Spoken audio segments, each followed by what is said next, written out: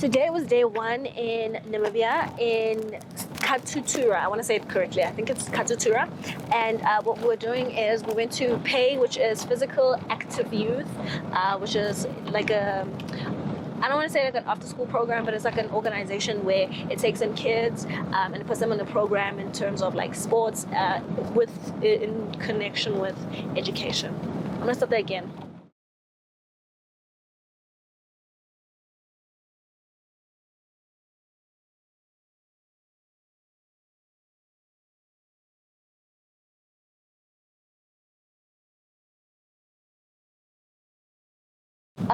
So specifically today what we're doing was we were riding bikes, guys. You're gonna see the montage, you know, it's gonna come here. You're gonna see me, I was riding a bike. I didn't know I had a talent, but I have a talent now. I can ride a bike. Or I knew how to ride a bike, but I was like, you know, coming back into my riding bikes phase. We rode bikes, you know, the girls and the girls and the boys, they were telling us just the struggle of their like real lives, and also just how cycling has become like an out for them. It's a therapy, like one even said, like as a therapy session, they've made this community, like they've formed this bond, and they feel like siblings. And it's encouraging to see, we would see, regardless of wherever they come from, because not all of them are from the same neighborhood, they've all come together to enjoy the sport and to propel themselves outside of their own situations. Okay. I'm feeling good. I'm feeling revitalized. I'm feeling like I might just get back to South Africa and start cycling, because I can feel it in my thighs. And I'm like, wow, I could have like just amazing glutes. But I'm not sure. It was cool, man, and I think I'm very appreciative of the fact that I get to live out, get an experience to go outside of myself and my own community and my own experience, and experience another person's life where I probably would have never had the opportunity to before. And yeah, man, stick around and see the rest of the days to see what we're gonna experience, see, talk to, manage to do, because, you know, maybe it's just not cycling that I could do. Maybe I could do other things, and you don't know. So stay tuned. Yeah, So with your own eyes, I think I'm a natural born rider. Lies, I'm kidding. Today was day 2 and we were back at PAY. Today we participated in a life skills class. So what happened today was the girls wrote down some questions and they put them in a tin box, so we would answer them anonymously.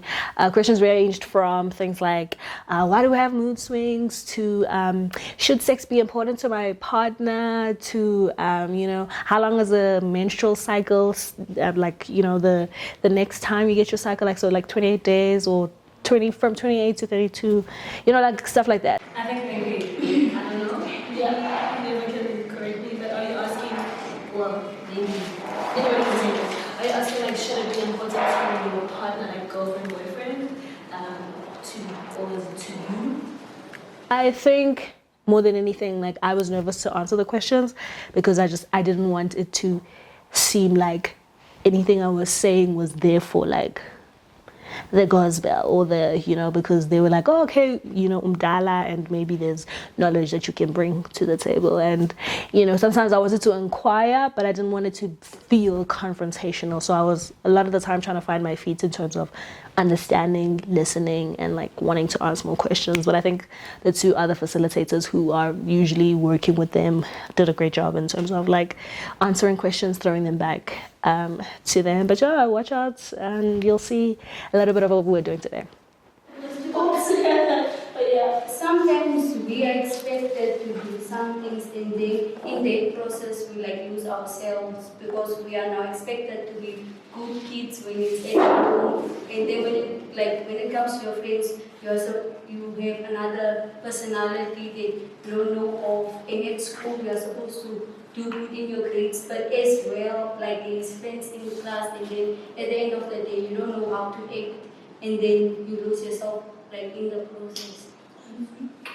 Wow, very true. That's like so, yeah. There are programs out there like PAY that are able to give Ingane the opportunity to see the world outside of what they have.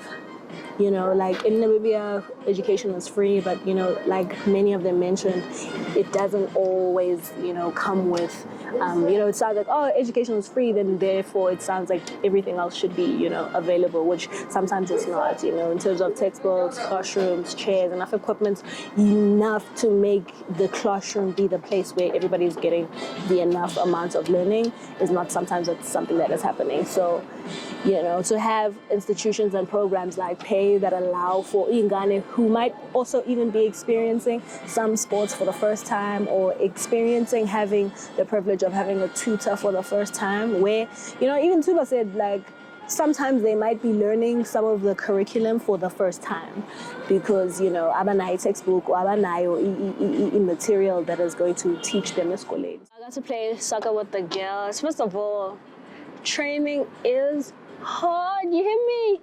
I was there doing the drills, you know, you'll see the girl. I didn't fall, I'm so proud, and I didn't break a nail. Guys, come on, this is, hey, don't touch a girl. And then I got to play goalie. I saved 2 goals. You know, a girl, she's skilled. She can ride bikes, she can play soccer. Don't ever count me out. Always count me in, baby. I met Rochelle and her mom and her sister.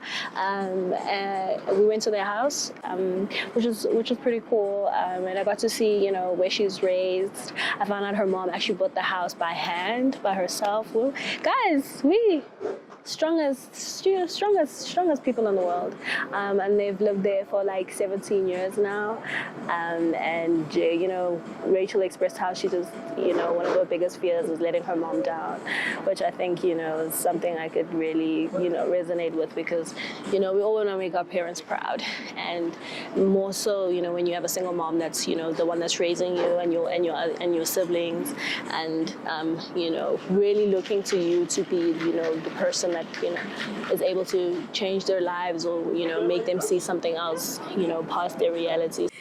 But you look just like your mom. Yeah. I saw your eyes and I was like, ah, that's your mother. Eyes, yeah. My eyes look like my mom, yes. I know, even when I was younger, I used to be like, oh, I look like your mother. Well, it'll never change. It just happens.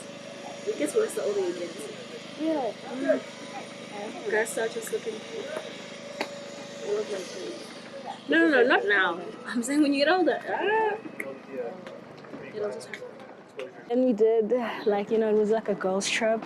It was just me and the girls, and we went to, I think I want to say it right, I think it was Osetu Market, and we had, it was like an open fire, it was kopana. They call it kapana, which is essentially like, you guys know, like iprai. Just that the difference is they didn't have like ivors.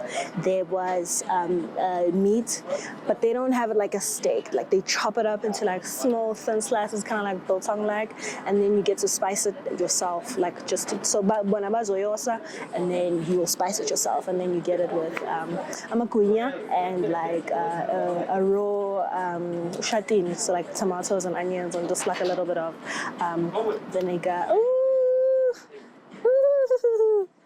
It was good.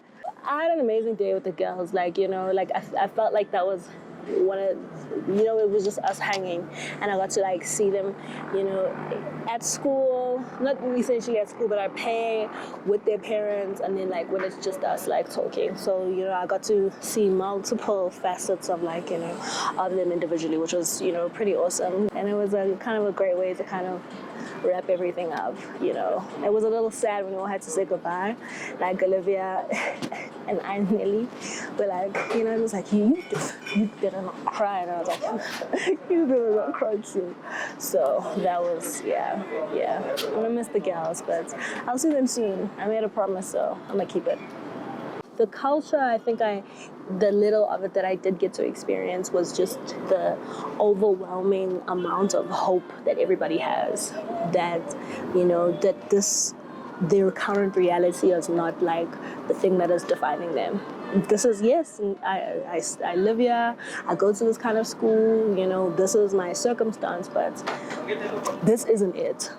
Yeah. Got to meet people like Tubeli, Miss Tuba, who's just like awesome. And, you know, having to be a role model at, you know, 25, I think she's 25, 26, to 120 kids, you know, who look up to her, who are coming to her to be like, you know, Miss Tuba, I have a problem, like, can you help me out? Or Miss Tuba, you know.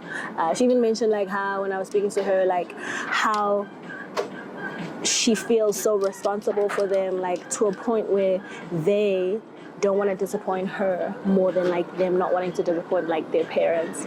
I can only imagine like that type of pressure to constantly be there, to constantly, you know, replenish yourself, to be present for each and every one of those children every single day.